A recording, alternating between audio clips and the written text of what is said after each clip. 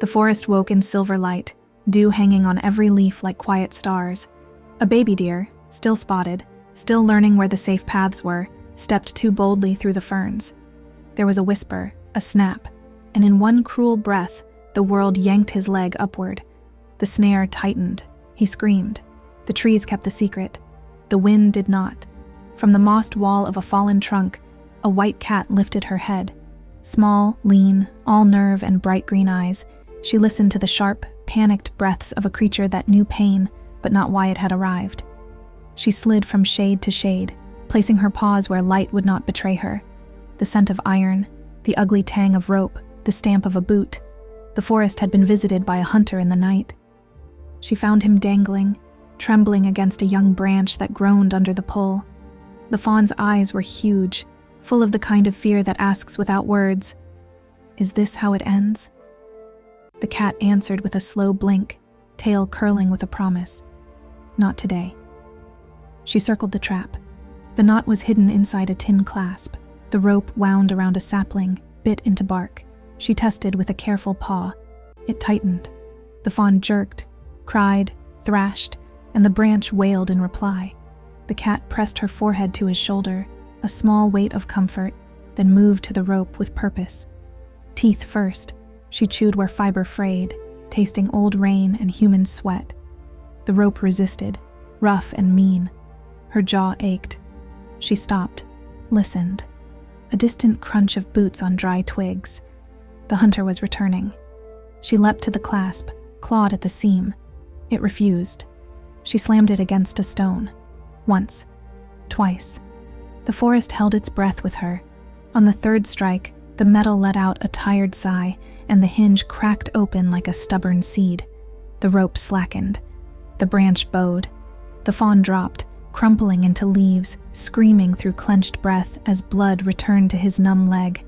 The cat pressed her body against his side, urged him with soft chirps to stand. Stand now. He tried. He stumbled. He stood. The boots were closer. The cat's ears flattened. She became a white streak, racing ahead, then doubling back, then rushing again, a living arrow for the fawn to follow. Together they moved between roots, through fern shadow and spears of sun, toward a thicket of young pines the hunter's broad shoulders would hate to push through. Branches slapped the fawn's flank. A snag of thorn tried to claim his tail. The cat darted back, bit the thorny stem, broke it with a jerk, then shoved forward. They burst into a shallow ravine carpeted with soft needles. The cat stopped, turned, and looked up. The fawn understood. He lay down, went still, let the land fold him away. A minute later, the hunter shoved through the brush, cursing. He found the sprung snare and the imprint of panicked hooves. He found white fur on a bramble and muttered at the trouble a small thing can cause. He scanned the ravine, seeing only patterns of brown and green. The forest had closed its eyes. After a long, angry silence, he spat, shouldered his pack, and left. Only when the last human scent thinned did the cat rise. She climbed the fawn's shoulder, pressed her face against his cheek, and purred until his shaking eased. Slowly, carefully, she led him to water, cool, quiet, hidden, and watched him drink until he stopped gulping. She licked the line of dried blood where the rope had kissed his leg, and the fawn blinked in that stunned, grateful way of newborns who have already learned how close darkness can stand. That evening, as gold slanted low and the forest rehearsed its chorus, the fawn's mother stepped from the trees like a prayer answered late, but still in time.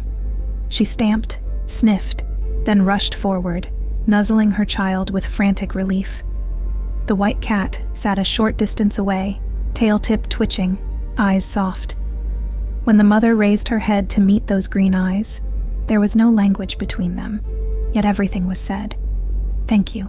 Go safe." The cat slipped back into the ferns, just another piece of moonlight that learned how to walk. Behind her, a family breathed again, and the forest exhaled.